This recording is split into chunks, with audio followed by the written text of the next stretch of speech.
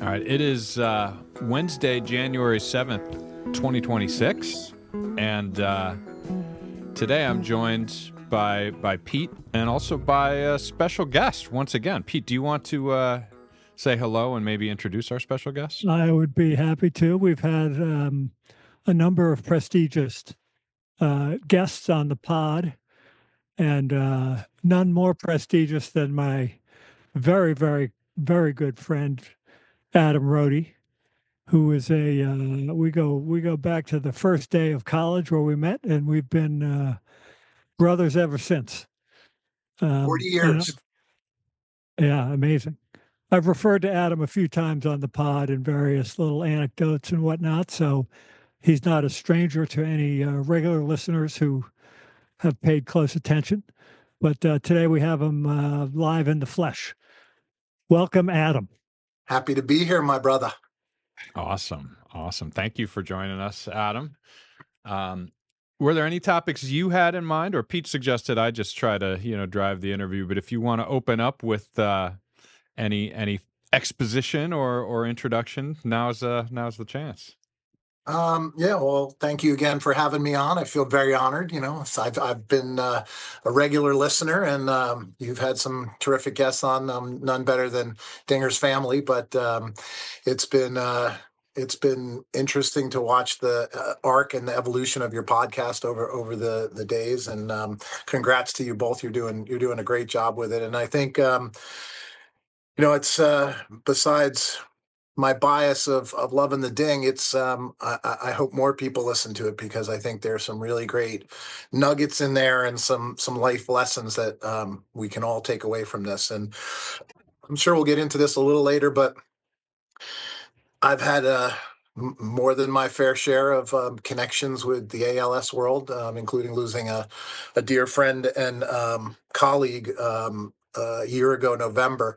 And it is, I refer back to I think it was a Jackie Robinson quote that says sort of a life is not important except in the impact that it has on others. And I look back at my friend Andrew Niblock, and I look back on the impact that the Ding is having these days. And I think that's an incredible legacy and a testament to two amazing people. And by the way, I'm sure like the incidence rate of ALS is something that when you're talking about 1 in 200,000 or 2 in 2.25 million or whatever the number is, I don't know a million people, so I shouldn't be this connected with it. So it's a little bit of a disaster on that front. Yeah, I'm sorry to hear about that. And yeah, wow, how unfortunate.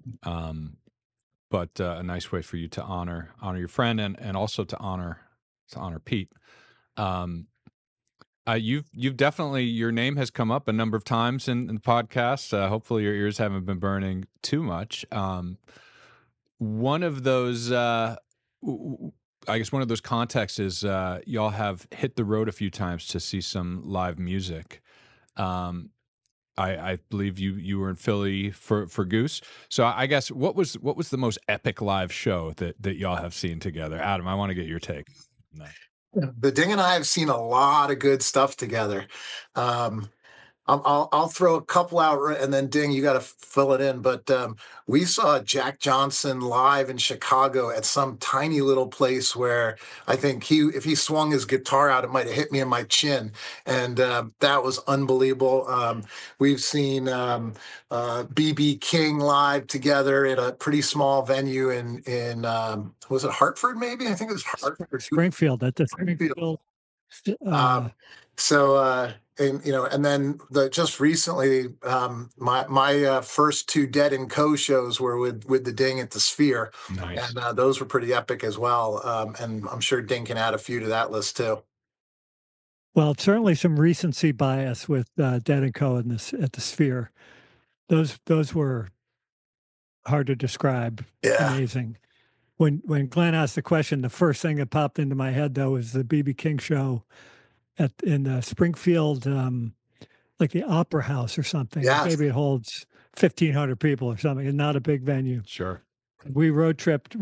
This was when we were at Wesleyan. We road tripped up from Middletown, Connecticut to Springfield, which isn't that far, maybe 45 minutes or an hour. and that was a hell of a show. And that BB King was, in his prime, Yeah. Yeah, so he was amazing. I should also add the original first edition of Unclaimed Freight playing in my living room in 22 Knowles somewhere in 1987, I think. And then, of course, I will have to put on, Glenn, the Freight at Ray's, the 3 or 4 times that I saw them there. That's in the top 10 live music shows of all time. Appreciate that. Appreciate that. The only other music anecdote that was kind of funny is Lynn was like, we were boyfriend girlfriend at the time, and for whatever reason we borrowed her car because Adam had a car, but I can't remember why this was. But we were in her vehicle. Tell me if I'm misremembering this, Adam.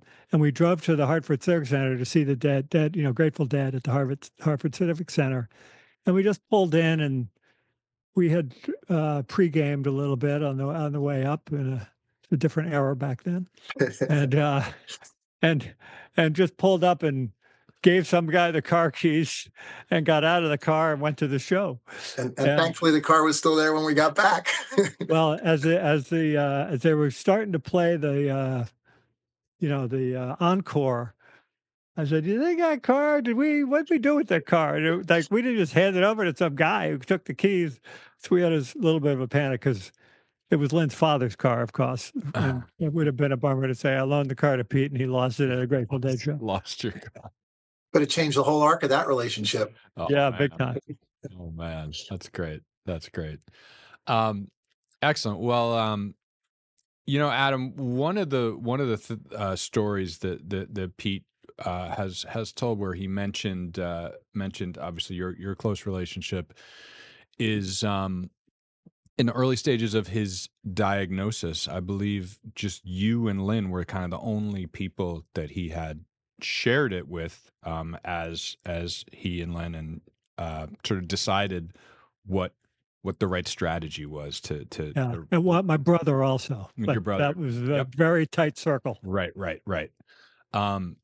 So what was it like to carry that information? I know he mentioned that you had sort of encouraged him to, or basically contextualizing it by withholding it. You're kind of denying folks the opportunity, and you might regret that. So talk a little bit about what that was like, and then just to walk it back even a little further. I hired a guy here at Greenwich Country Day called Andrew Niblock. In a lot of ways reminds me a lot of Pete. He basketball player, great athlete, great with kids, good public speaker, the whole deal. Started to get some what he thought was nerve damage in his left hand. One thing led to another, and he ended up with an ALS diagnosis. I introduced Pete and Andrew at one point. I think we might have been a basketball game or some point. And it was at the Celtics game. Celtics game, was in town. Yeah. And so we brought Andrew up to that game. He was already in a wheelchair, I think, at that point. But he couldn't speak. Yeah, right. He couldn't even speak at that point. He was already had a trach at that point. But Andrew was great, and Peter and Andrew connected and had a lot of connections to Celtics, dead music, a lot of different things. And so I went through this journey with Andrew from diagnosis through his death, and it was terrible. It was awesome. It was all the different sort of emotions are tied up into this one experience. And I think, Pete and I had talked a lot about this, and then when the symptoms started to come, I think you had called me and said, "Look, I don't know for sure, but this is the direction that this may be heading." I think I jumped in the car that day and I drove up to Boston, or we met outside of Needham somewhere at a restaurant. Yeah, no, we met in Worcester. In Worcester, yeah, and for lunch. Yeah, so we sat and had lunch, and we had a long talk about it. And, it's one of those terrible conversations you never want to have. And I don't know if it was at that conversation or in a subsequent phone call, but we did talk about how do we share this. And, I was a big believer in especially with his kids who you've had on the show, and, they're amazing, and they're they're bright and they're empathetic, and that I thought that they needed to know sort of as soon as possible. And then, interestingly, Peter and I talked a lot about how do we share this with our friends, and Yeah. we have a pretty tight group of college guys, with maybe one or two additions into that group, who we had actually had a golf event planned for San Francisco,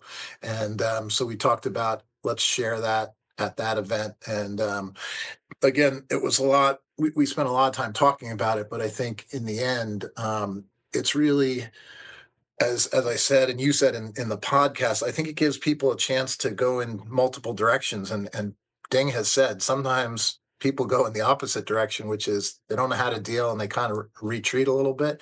But for the most part, everybody has been able to step into this with him. And Got it. just as recently as, I don't know, December, we always have a holiday lunch, and this holiday lunch was moved up to his house, and we brought all the food in, and it was just it was a heroic effort on Ding's part, because we kept him up probably way past his and there was a lot more drinking than should have been involved in that thing. But I think it was a great chance for everybody to kind of lean in and just give that wrap him up with our arms. Yeah. Imagine 8 or 9, former college athletes, well, big guys who are total degenerates, who show up with an enormous amount of alcohol and wine and everything else. They showed up at 12:30 and they didn't leave, and Lynn went to work figuring she'd come home, at the end of the day at 5:30, and everybody would be cleared out, Oh no. and the party was raging. Yeah. And they didn't leave until 9:30 at night, and miraculously nothing broke. Yes. We had one little bit of wine spill. I think that was me. I apologize again. And it was, funny from my perspective, because I maybe I had a half a glass of wine the whole day or something. I can't really drink alcohol anymore. But it was fun watching these knuckleheads, Yeah. Yeah. light it up and have a good time. It was great. Yeah. I'll bet. Yeah. I mean, I never obviously. I will also say, and Matty Cohen, who's one of the group of 7, lives in Mill Valley, California, right outside of San Francisco. He got on a plane and came out for it, Mm. which was supposed to be a surprise, but nobody was able to keep it. They're like, "When's Matty showing up?" And I'm like, "What?" We had somebody drive from DC. We had, Greg White came from DC. It was, we had basketball players, soccer, football. It was just a great time. And then we Yeah. had some time telling funny stories, which we've only told maybe 600 or 700 times, but To each other. yeah, the 701st is just as funny as the first telling. And I think it was healthy for everybody to get some good belly laughs in that day.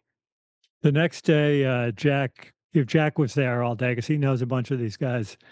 The next day at dinner, he said to me and Lynn, and I think Mike was at the dinner. He's like, "Well, the good news is I've learned that I don't need to mature one more even half step after having watched these guys all day. I'm already ahead of the game." And I said, "That's a reasonable observation. Just because you're old and gray hair doesn't mean you can't act like a 22-year-old." Yeah. Yeah. Youth in your heart. Yeah. Yeah, it's really interesting because kind of a topic we've talked on a little bit, and something I think I've heard in feedback about the show is how oftentimes men in particular aren't great at showing up for each other emotionally, and it feels to be not all the case, Pete, with you and Adam and your group of friends, and with us, honestly. Like, it is there, like, has that how it's always been, or is there a stereotype there? Am I overstating it, or I'm curious to get your thoughts, Adam, on that. Yeah, and I think it's an excellent question. And yeah, as a school teacher and administrator, I think about that all the time. And one of the, I don't know what you know about our school. We're a prep school. We're an independent school, and our kids are super smart. They're going to all go to really great colleges. And I keep falling back on, maybe more than anything, the most important job we can be doing is character development. It's providing kids with a finely tuned moral compass, making sure they're going to be ethical, but it's also that sort of empathy and community and caring and warmth and kindness. And that's got to be able to cross genders. It can't be just girls are empathetic and Right. warm and caring. And so we spend a lot of time thinking about that. Interestingly, I feel like our group of guys that the Ding in that group we talked about have had that.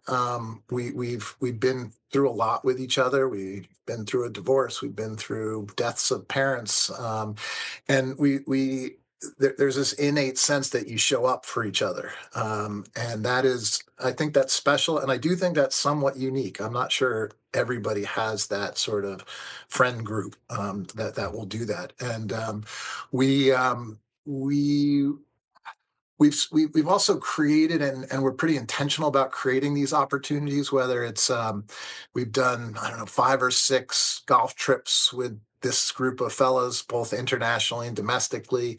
We've done these holiday lunches, and one of us just puts out, hey, it's time to start thinking about what are we going to do this summer, or where are we going to have this lunch, and it's something you don't want to miss. And I think everybody leaves those gatherings just a little more full. Our cup is filled up a little bit, and I think, I don't want to speak for Ding, but I think that's been especially true in these last few years. No question. I mean, I think it was it's been unsaid up until, I mean, this is probably the most traumatic thing that's happened to any of the individuals in our group of friends, which is pretty tight knit. Obviously, there have been meaningful, you know, ups and downs for people, but this one's, at a slightly different level. But it's always been assumed, and I think implied, that for if I called anybody or anybody called me or whatever, it's what do you need, and I'll be there. You know what I mean? Like, it was not even a question, and I guess that was put to the test, or it's been put to the test as far as I'm concerned in the last few years, and it's no longer implied. It's a given. I think the other thing that's sort of interesting, which is true, sort of I didn't grow up in a family that says, I love you, but even with our kids, we just weren't that kind of family. And now, like the 7 or 8 guys that we're talking about, we all say we love each other. When we say hang up from the phone, I love you, or say goodbye from a face-to-face meeting, and that took at least took a little getting used to for me. I guess it shouldn't sound strange, but Got to lower your having guard it- a little bit too, right? yeah, Yeah. yeah. I also think it The other puts thing, into. Go ahead, Pete. the only other thing I was going to say is that I've had some people, like I'm thinking of 2 guys in particular, older guys, like upper 70s, low 80s guys who I knew from the golf club I was a member of, who, like, we knew each other at the golf course kind of thing, never socialized. We're friendly and would occasionally pair up. And these guys, reached out to me. Like, I was shocked when I got a phone message from this guy, and I didn't even recognize the number. And he's come to visit me 3 times. And so it's people surprise you. Sometimes people don't know what to do and they distance themselves, but other times, he's like the last person on the planet I would have guessed Yeah. would have done that, and he did it. And that's because you've heard me say before, Glenn, I've never appreciated as much as I do now the importance of family, friends, and community. And I would put this guy in the community category. Right. That's pretty amazing. And you guys touched on this in one of the episodes. I don't remember which one, but when you were talking about how you had, a strained relationship, and then you were able to patch that back up. I think it puts a lot of stuff into perspective, and I think that's been, if there's any silver lining here, it reminds everybody to put things in perspective. Yeah. We've had our arguments and different relationships have gone up and down even within our group, but none of it matters when you're able to take that step back and say, holy shit, this is what we're dealing with. Let's put this into perspective. Absolutely. Yeah, some things that seem important are actually pretty trivial. And, really trivial. Really. Yeah. And it's hard to maybe notice or recognize that when there isn't like a big thing that forces you to take a step back. Yeah. And Yeah.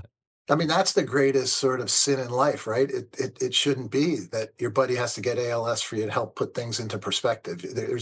You've got to create methods to step back and be able to remind yourself that. And maybe that's some of what you're getting from the UU Church too, right? That you guys have been doing that a little bit. Yeah. Maybe that's a great way to do that.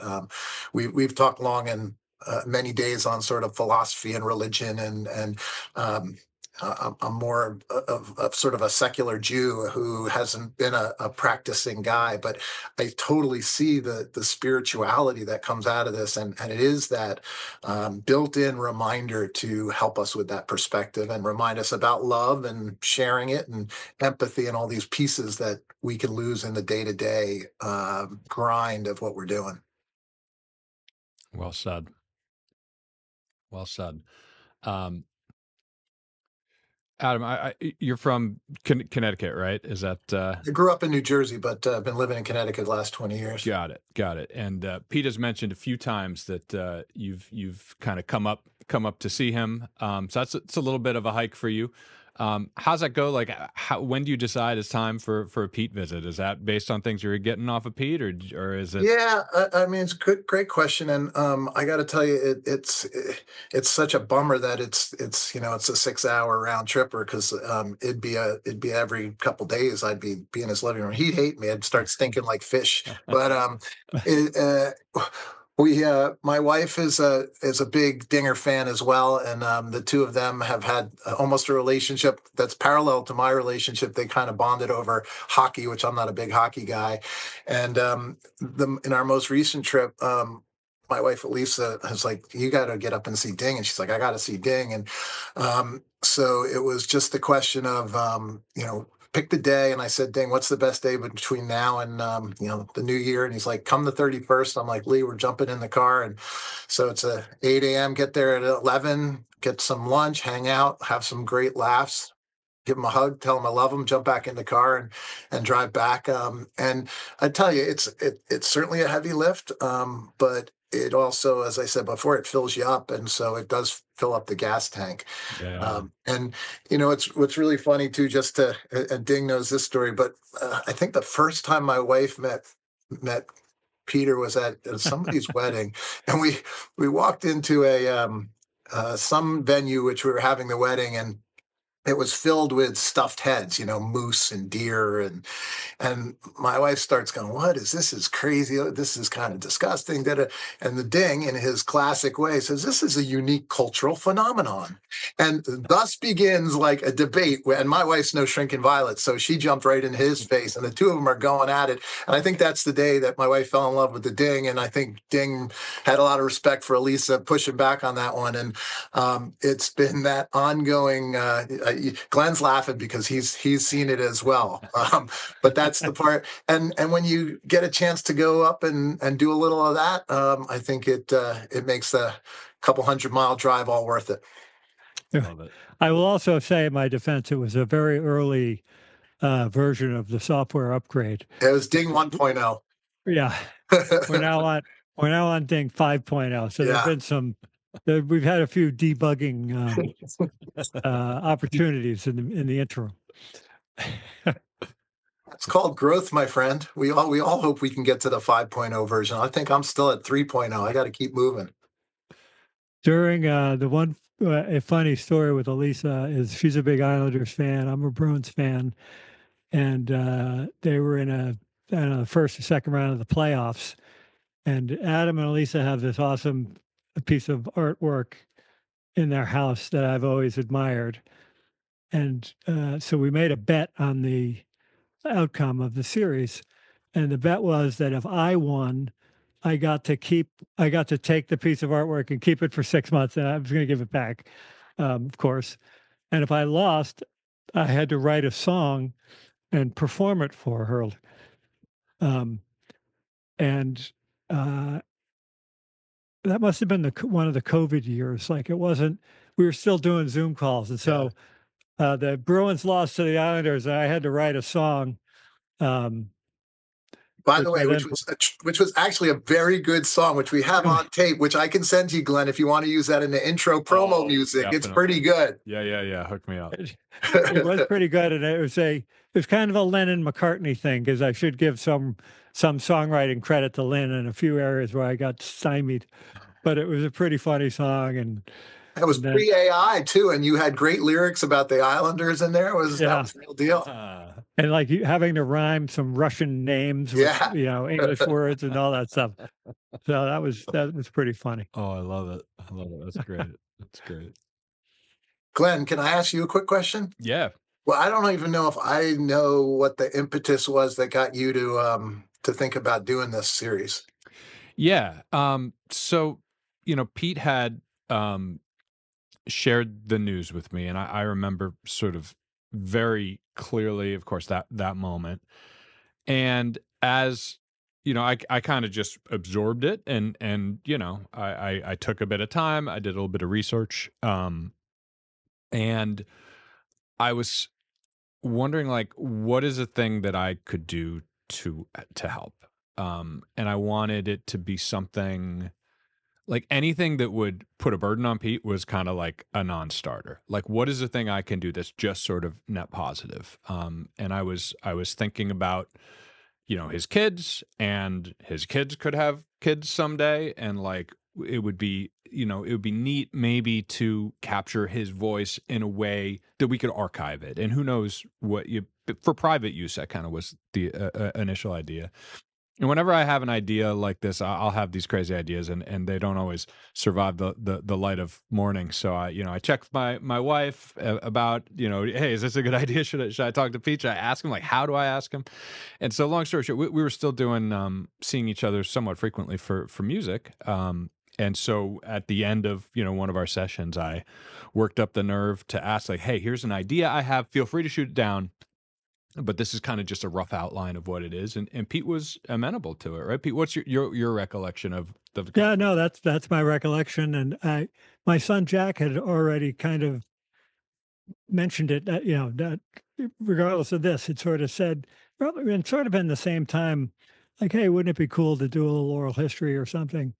But, so it wasn't the first time I heard the concept, but it was the first time I heard the concept from somebody who was going to, would do it. Right. I'll just do all the production work and archival and whatever. I got to tell you, I mean, it was one of the things that I spoke with my friend Andrew Niblock about, which, he once he lost the ability to speak, you lose this ability to sort of storytell, and he spent a number of years driving a computer with his eyes, which is amazing technology, and he was able to write. And so he ended up writing a book, which was amazing. And, and Dinger has copies of it. And but I think that the gift of sort of posterity of this is going to be amazing. And I think that you're right. It is something that'll be shared generationally, and to have the voice connected to it is huge.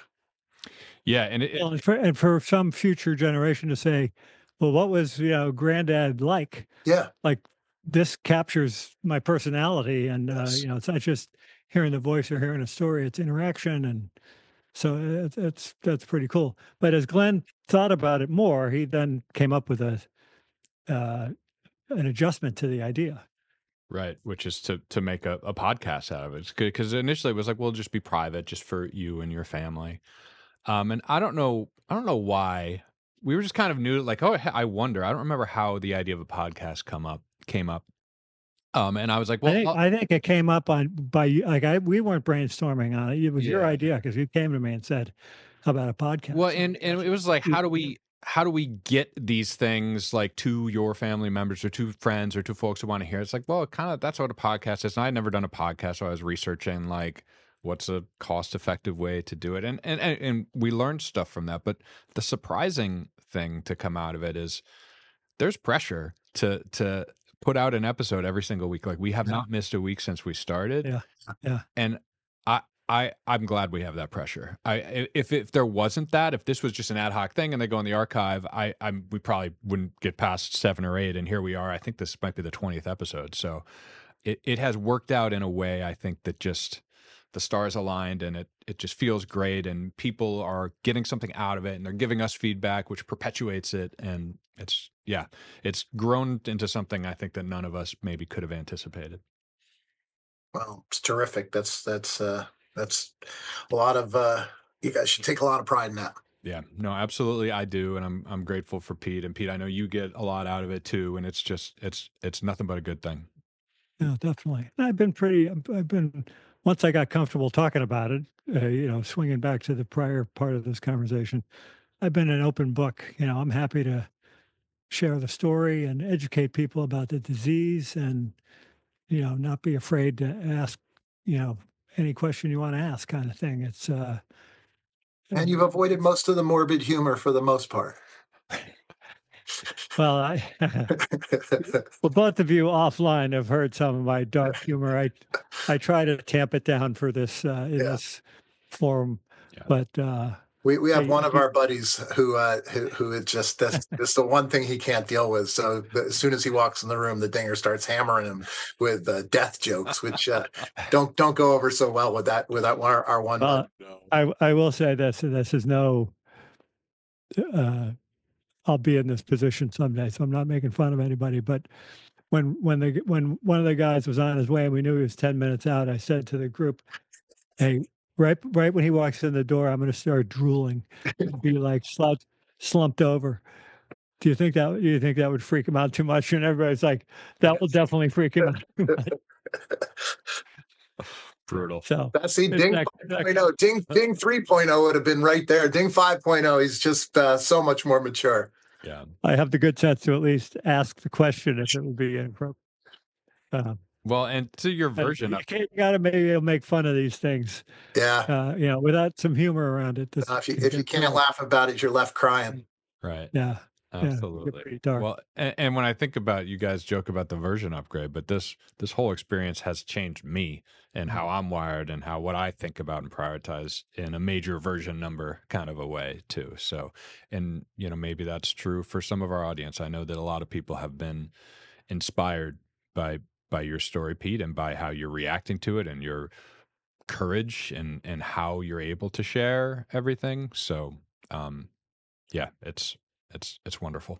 Yeah, going back to where I started, I think if you're not changed in some way by listening to this, if you're not changed in your relationship with the ding, I don't know what that says about a person. I just kind of think it's almost inevitable that you're going to change, and hopefully that's for the better. I mean, again, I'm sure there are some situations where it's not, but for the most part, it's got to be for the better. And it's the gift which I think, Ding, you give people, not necessarily that a gift you wanted to give them, but it is the silver lining piece gift that comes along with this journey.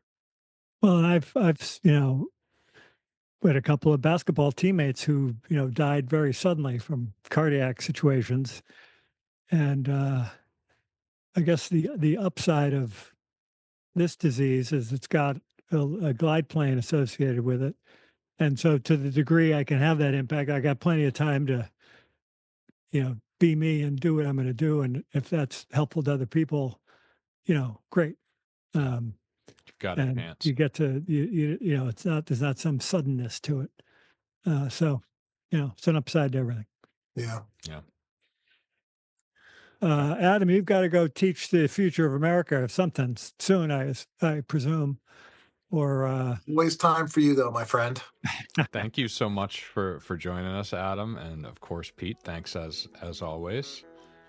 Well, thank you guys, and just keep it up. I look forward to it every Wednesday when it drops, and I want to hear. And this might be the lowest rated of all of them, but I'll look forward for the higher rated ones coming down the pike. Right on. Thanks, partner. Glad you could join us. All right. Well, we got to finish the way we always do. I love you, my friend. I'll see you. Love you too. If you have comments or questions for Pete and me, you can email us at 2224peter@gmail.com. If you'd like to get involved with or donate to ALS causes, check out ALS One at alsone.org. Thank you for listening.